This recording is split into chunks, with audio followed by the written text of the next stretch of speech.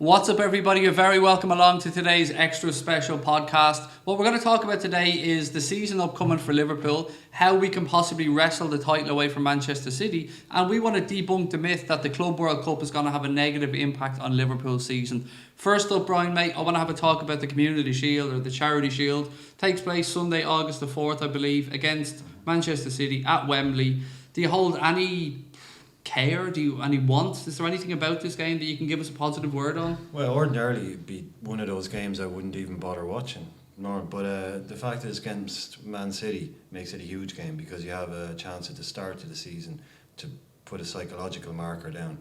It doesn't matter that it's the Community Shield now. This is going to be a game between two teams that fully expect to be going toe to toe for the rest of the season. So it's going to be a huge game, huge opportunity. Normally, excuse me, I'd miss it completely and look for the result, but it's a massive one, I think. And what about you, Connor? Do you hold any value in the Community Shield? Not on the trophy itself, but like Brian said, the psychological edge over City, just get one over him, start off the season, would be a good platform to go on and build on that then. Yeah, I'm a little bit different on this one. I don't really care either way. Look, nice to win it, of course. It's always nice to see the team lift the trophy, but I don't think it's going to have any major psychological impact because whatever happens, one manager's going to say, team haven't got into the rhythm yet. We were a little bit, we pre-season training, people are coming back from this, that and the other. I don't really see it. Yeah, but if you got bet 4-0, you'd be like... Yeah, as long as you don't get disgraced. We get beaten 4-0 and then Manchester City come to play us in the league and they think, we beat these 4-0 and they might play 90%. There's that, but yeah, I think the opportunity to beat them is something that we really shouldn't pass up. I think it just puts us in the right frame of mind from day one because we've got another game coming up after that immediately in the league. I think just that edge, just any little thing to help us, in the battle next year. And that's a great way to start. I think it's a good opportunity, a chance to imagine if we bet them 2-0, played well, they played well, we played well, and we bet them 2-0. You'd walk away from that thinking, yeah, here we go, lads. I honestly wouldn't give a shit. Even just to have the pictures of banter people on Twitter, like you have to be unbearable. Remember, honestly, I don't care about the Community Shield. We'll move on to the next one, which we've a league game sandwiched in between. But then comes the European Super Cup, and this is a trophy to me that I would put more significance in than the Community Shield.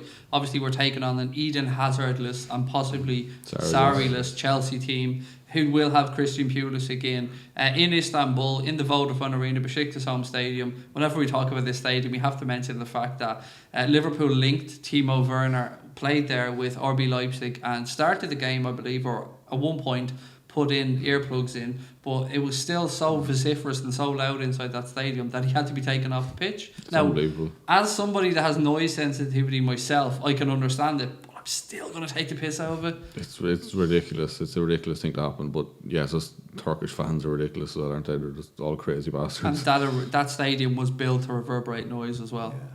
Yeah, it's very well built. I've seen pictures of it. It just looks insane. It is a great stadium. But the game against Chelsea, European Super Cup, in theory, you reckon you should point out that you'd expect the big boys, the winners of the European Cup, to beat the boys of the Coronation Street Cup. But as you pointed out earlier on when we spoke, there is some historical value for the teams that won the UEFA Cup to go and win this competition. Yeah, you can't underestimate it. I know it's Europa League, it's a lesser competition, but it's still a European trophy. It's left to go and beat teams. They bet a few good teams along the way, and Chelsea are a good side. You can't deny that, even without Hazard and possibly Sarri. They're still going to be good. You can't underestimate them, but we should be winning it, to be fair. I'll tell you what, one thing I'm happy about here, Brian, is that it's not in Monaco anymore, because I used to get a pain in my arse looking at that stadium. I just don't like that stadium in Monaco one bit. No, it's absolutely horrible. Like that stadium you're talking, the Besiktas Stadium, Vodafone Arena. Yeah. You said it. That is built to be a cauldron. That's a football stadium. That's made to accentuate all of the best things about those crowds. And as you were talking about Werner there, to create a kind of an atmosphere that's unique. And yeah, that stadium Monaco, was built on top of a car park, isn't it? Yeah, it is exactly right. Yeah. So it's famously it's rock hard, but like Divock. Yeah, I'd imagine after the other night. Yeah. So it should travel to places like that, and that should be a good game. Again, it's not a tournament I care about like you. I don't care about the Community Shield. I care about beating Manchester City over a 90-minute game. This one, if I was working, It's and got had the to word miss it, I wouldn't super care. in the title. I wouldn't care less. I couldn't care less. We'll beat them. I think we'll beat Chelsea easily, because there'll be no Hazard. They'll have a new manager. There'll be a team. They might have that transfer ban. They might not. They won't be in great shape. So we should be able to go out there without being stressing ourselves too much and probably beat them 2-0 or 2-1 or something like that. I love the arrogance. I love it. More of that. And I'm with you. I absolutely agree with everything you're saying. We should. I'm not being arrogant. I'm just looking at Chelsea forensically and going, best player gone, manager gone, more upheaval, transfer ban, shit club. We're probably going to beat them. Shit fans, I'd say. I love it. Where's this coming from? Where's this needle? More of this, please. Look, we move on from that then, and then the season really starts. I mean, we've one game in between, but at what we call pivotal period of the season, December time, the World Club Cup comes around, and this is what we said at the start of the stream. We'd like to kind of debunk, a myth around this. I'll come to Brian on that in a second, but I want to get your thoughts on the competition that Liverpool haven't won yet. Do you hold any value in this one? Because we're kind of split on the other two. With this one, do you think it's a major trophy? I don't know if it's a major trophy, but the fact that we haven't won it, I think we should go out and win it. And even just like the calibre of teams we're playing against, it'd be fairly embarrassing not to win it, I think. Not to put down them teams, but we should be a step above. We should be winning it. Yeah, there were some interesting stories actually that went around the last time. Remember, I think it was in Tokyo where we went when we won in Istanbul, and there were some interesting stories Carragher and Hamann told at a few shows I've been at about behaviour and running away from police officials, so we say, and little bits to let you know that they probably didn't take it quite that seriously. No, this isn't fucking allegedly, mate. This is, he has stood up and said this in shows. Yeah, it's like, I didn't realise until earlier that it was something we had never won. So that makes it a bit more important that we go out there and do something in it. And it really is, it's not the most important trophy, but it's like a reward for doing really well. And it's you can't have that without having done something, which is like 10 times bigger. You know, winning the European Championship shouldn't be as big as winning the World Championship, but we all know it is. Winning the Champions League is you're the best club in the world. As far as I'm concerned. Exactly. Like I hate when players say, "Oh, he's the best player in Europe, maybe even the world." It's like, well, if he's the best player in Europe, he's the best player in the world. Exactly. So to go out there and to do it, yeah, it is the fact that we haven't won it. Yeah, it's probably something we should take care of. And I've spoken to so many people about this already. It's come up. The fact that it's in Qatar, the fact that it's in December. I don't really care that it's in Qatar. I want to just push that to one side because, as we rightly pointed out to us, it could have been in Japan, could have been in Australia, could have been in Argentina. Yeah. There's going to be travelling involved. And I believe that Jurgen Klopp might keep the lads on English time or as close to English time as possible for this trip, as to not mess around with the league campaign. But on the result side of it alone, you read something interesting article. Yeah, I read in Football 365 there the other day that it is a myth or it is untrue, the assumption that going and playing in this in December has a detrimental effect on a club's season. They just broke down the last, I think it was 5 English teams to play in the World Cup Championships. Statistics, their performances before they went, performances after they went, points. It had no effect. 4 of the 5 teams went on to win the Premier League. They all had positive results. There wasn't a single team that went to the World Club Championship, came back, and over the next month had demonstrably worse performances than they had beforehand.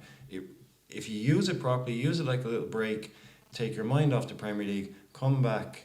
Like it's not travelling halfway around the world. It's only over to Qatar. The idea that it's bad for a club or that it ruins a club's season is it's nonsense. It's been proven it doesn't have a bad effect on teams. So again, you just take it as a bonus. You say, look how well we've done to be in this position. Use it, go over it, win a trophy, maybe take some confidence home, and then take that into the league. It really shouldn't be a bad thing. You can make it positive. We touched on the travelling part of it there, and we know Jurgen Klopp likes, and I know this is a phrase that people at home don't like, but warm weather training camps, mid-season breaks. We've seen it happen Marbella and stuff before. Maybe he uses this as that time. Maybe we don't then go on with later on in December. Yeah, it would make sense. Like I said, he does like go to Marbella and all these places, and with the fact, like even on them training camps, I'm sure the club, the team does play like behind closed doors friendlies. So he probably has treated the same way as that, really, just a few games out in warm weather and come back and high intensity smash the league. Yeah, absolutely. And I mean, I think sometimes people must think that Jurgen Klopp's an idiot because they think, well, look, we lost after our other pre-season training camps or our warm weather training camps, and he sits down with sports scientists, nutritionists, the best of the best in their field, and they work out a plan. They're no fools. Because you said it earlier on as well, the Premier League will be taking its winter break now this year. Yeah, staggered, I believe. Yeah, so that should come at around the same time when other clubs have a week off. It'll be a bit of a different situation this year for the first time in December, start of January, whenever they do that break. So everyone's going to be in a different routine, in a different rhythm for the first time at Christmas or after Christmas. So as long as we're still, I don't see any reason why we can't come back if we're in second, if we're in first, and just maintain what we were at before, because we'll have a big squad of players going out there. I don't think anyone should be expecting the first team that starts in the Champions League final, if everyone's fit, to go out and be playing those games out there. I think there'll be lots of rotation, there'll be lots of substitutions. Some guys, Mo Salah might play 45 minutes over the two games. Will Delip play though? Will Timo Werner play? How will Salah play? He's going to Madrid, obviously. Yeah, United. And Man is a Bayern, so yeah, they'll come back for one last game. No, but bringing it back around to a serious conversation. I'm with Brian. I agree. It's not going to be a massive issue. Only time will tell. We can talk about this. We're blue in the face, but it does matter. It will matter what form we're in going over there as well. But when we come back, it's into the busy Christmas period, and one of the parts of this stream was about how do we wrestle that title away from Manchester City. Is it going to come down to the games against? I usually would say the Big Six, but you know what? I would add in Leicester and Wolves now, and nearly call that the Big Eight. Are these games that are going to have a major impact, or do you think it's simply down to head-to-heads? I don't think purely out to head-to-head, but it will be a massive factor, I think. Like, both teams are so good, they'll probably get equal enough results out of the other games. Like, so it's just massive. Like, you see the difference this year with inches. Was Mane hitting the post, didn't go in. Sane went in. They won 2-1. City missing a penalty. City missed a penalty at Anfield. We had the ball, what was it, like 0.11 centimetres from going over the line. Vincent Kompany should have been sent off. So yeah, it's just small things like that. Like one kick, one block, one anything can change it completely. So yeah, I think both teams will probably win most of their games against other teams, and then whoever does better in the head-to-head will probably win it. Brian, I actually touched on Vincent Kompany there, and that had gone out of my mind completely. But we can't downplay the loss of Manchester City's captain. I mean, whatever about limited game time and stuff, just having him around the dressing room, player that's been there, done that, was in his day one of the best centre halves in world football. Absolutely phenomenal player for them. Showed up this season at the end of the season when he needed to. That's another thing we can't talk about. They have to replace him. Who is their captain now? I don't know if they've announced it yet. Have they announced it? Could be Silva. I think it could be David Silva. I don't know. Again, I don't know. But yeah, Kompany is a loss. Well, he almost won him the bloody league. He sticks one in the top corner from 30 yards against Leicester, for God's sake. You know, what a way to say goodbye. You take anyone like that out of a dressing room, and you really need someone to step in and fill that gap, because he's 10 years nearly he's there for the whole. He's there since the start of the money. Yeah, I he's think, there for the whole of this journey, and he's been the one constant throughout. You know, so to take him out, that's huge. Like, that's why we have a lot of people that want to get rid of Henderson and Milner and players like that. It's like, you need to they're relax. called idiots, mate. Yeah, idiots. But you need to even if these guys are only playing 25% of the games, they play a really big role behind the scenes, and if you take that out, you won't know how it's going to affect the club until afterwards. So yeah, with that could have, like, John Stones. Look at the pressure he's coming under, the criticism he's getting. Otamendi, he's not world class. You know, so even though Kompany wasn't playing, they had a totem figure that everything could, be built around, and that's gone now. Guardiola won't like that. Most of the players at that club will have grown up with nobody but Vinny Kompany as captain. That's gone now. Whatever, we take the piss sometimes about Manchester, we cannot underplay that player. He's he a great was player. Magnificent. Absolutely wonderful magnificent. football. But what we were saying about the head-to-heads, I think we could have a Real Madrid-Barcelona situation, where until recently, basically it was Real Madrid, Barcelona, they beat everybody else every week, and then if they lost against the other team, if there was a 3-point gap in the Spanish league, 4-point gap, the press were calling it over, because it was just, you got to a stage where Barca and Real were beating everybody every week. Where's the 6 points? and they were taking them off each other. And it was literally coming down to that fine a margin until recently. I think we could end up in a situation like that with City, where that's how important the head-to-heads will be. Yeah, it's going to be really interesting. And there's another factor here that we have to talk about, and Brian touched on Pep Guardiola for a second. I don't care what Pep Guardiola says about the significance of winning the Premier League and how he was brought in there to do one thing, and that was deliver a European Cup to a club that more than anything else want to see at the real top table, want to be known as want history, want to be known as a significant force in world football. And look, I don't want to underplay their treble this year. Fair play to them, it was a tremendous achievement, and him and his players, they earned it, and you get what you deserve in the game.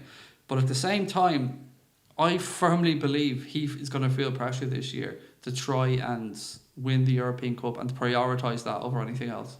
Yeah, from his own people over him in the club, all the owners, the media even, will be getting on his back now, I'd imagine. Especially everything going with FFP, if they possibly won't even be in the competition after this season. So if they don't win this season, it could be 2 or 3 years until they're even in contention again. I can't see it affecting them too much though. I think they just have such a good squad that they won't matter. They'll just be able to compete on all fronts anyway. Is there anything in the hunger? Do you think they can maintain the hunger of wanting to? Yeah, does the win league Premier motivate League them 3 anymore? years Yeah. in a row, like. Yeah, but like Pep's such a good manager, like he's just such a good motivator. They're not going to be thinking let's go out and focus on the league or the Champions League. They'll be thinking let's just win every fucking game the whole season. Like. Yeah, I just refuse to believe that they're almost invincible. I think that they can be gotten at, and we spoke about whether it's the top 6 or the head-to-heads, but you pointed out in a conversation we had earlier on that teams that just don't sit back, teams that go and have a go against Manchester City, it's been proven. Sometimes you get your ass torn and you get beaten 5 or 6-0, but sometimes if you're on a good day and your players realise that they can match up in midfield, Leon did it, we've done it to them, I would say Spurs did it to them as well, they can be gotten at. They are not invincible. It's important that we remember this. We can't put them on a pedestal. No, like no matter how good a team is, they're always going to have bad days. So if you're sitting back and they're on a bad day, you're not going to get anything. If you get at them and they're on an off day, you will get something out of that game. So teams have to do that. They have to stop just thinking that they're not going to get anything. And Brian, we touched on the media, and I think the media will have an important role to play in this, because from December on this year, it was talk of quadruples, and to be fair, there was talk of it the year before as well. And the quadruple didn't happen. Spurs obviously knocked about the Champions League, but there was a bit of a hollowness to the media reaction of their treble. It wasn't like Manchester United doing their double back in the day. Was it a double or treble United did? I can't remember. It was a double, so nobody's done the treble. It had to be a double. Yeah, no one did a domestic treble before. Yeah. So there was a bit of I can't put my finger on this, but I feel like there's a media shift almost in the way they're being reported and the way they're being spoken about, the tone of language that's being used in articles. There's a lack of love for them, I think, is what you're sensing, is that the media have realised that there's something else at Man City. It's not just a football story anymore. So the football is happening and they're doing really well. But there's also an understanding that if you spend that much money on players, you probably should be winning a lot of trophies. So yeah, well done, but you're kind of you're meeting a minimum expectation with the cups. Yeah, they have a great league season, but he keeps failing in Europe. They keep failing in Europe, and that draws attention. The negativity that comes from all of the stories coming out of the club being in court there this week, a couple of days ago, to try and stop this thing before it even starts. There's a lot of bad news and there's a lot of bad press that you can't ignore around Manchester City. So there's 2 stories there. There's the football story and there's a financial story, and they can't be split up. So they will get praise for it, but they won't get gushing, fulsome, over the top praise where everyone's just lauding them and talking about how brilliant and amazing they are, because it's all, yeah, but there's this thing that goes along with it. So I think it's impossible for anybody outside of Manchester to look at that team and love what they've done for English football. They wanted it when it started, but now all these things that are coming out being drip fed, little things like the Mancini getting paid twice story, little sneaky little stories like that coming out, it just drip tainting. I always everything. find it interesting. There's never a no to the answer to the questions. The questions are always more, how dare you? Yeah, these How are lies. dare you accuse Yeah. me of X or Y? This is stolen. These emails were stolen. There's no flat denials. There's no proof that they didn't do anything because they know that they have done things wrong. Everyone knows that they have done things wrong, and that is just too big a story to allow. Football can know. Everyone can say, "Oh, it's football. You forget about your troubles. You know, you go to the match. You forget about your troubles."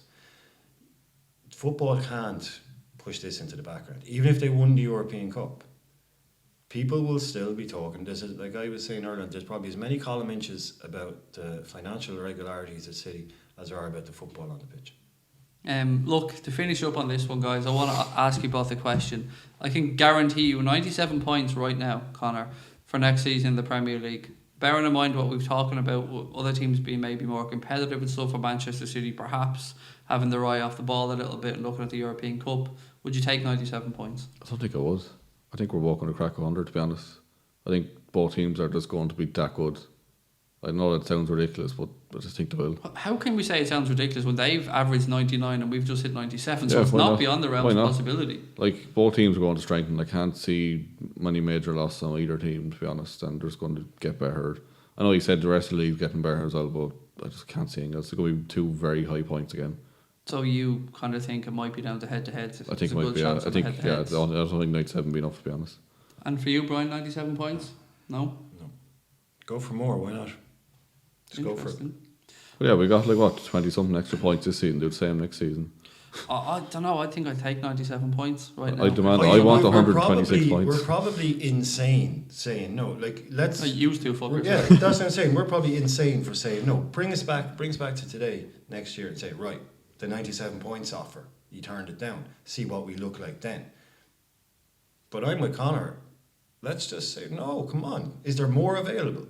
How many more points are available than the 97? Are there more available? Let's go for them as well. Yeah, if we get 97 again, it means we haven't improved anything. Oh, you know, like, I know you could say the rest of the league's improving and we're still getting better, but then the gap isn't as big. But that happens every year. That's another thing that annoys me about football. When people say, "Oh, they'll strengthen next year," and they'll strengthen. Every single team strengthens every single year, and say, "Oh, Chelsea will be stronger next year." Will they? yeah, if 10 teams get stronger, 10 teams get weaker. 10 teams stay the same. If we all get better together, then the team that was better than Chelsea by 30 points, Chelsea will not get better. It's important to remember United are fucked. No matter United what are happens out. here, they're fucked. United are done. Yeah, we're not even considering United. Not considering Arsenal. Not considering Chelsea. It's between us and Man City. In 2 years' time, it could be very different. But next year, sorry for sounding arrogant, but we are the two best placed clubs with the smallest amount of work, least amount of work that needs to be done. Why can't we go for 97, 100 points again? It's only about the mentality. It's only about having the motivation and the desire to go out there and do it. Mike, I think we'll leave it there. Even the dogs outside are letting us know that it's time to have it a wrap. Look, we want to know your thoughts on this, ladies and gentlemen. Please do let us know in the comments below if you disagree with things we've said, if you agree with things we've said, or if you think we flat out missed a point that we should have made. Also, don't forget to subscribe to the channel and turn on the notifications. We'll be back soon with another podcast. Until then, up the motherfucking Reds.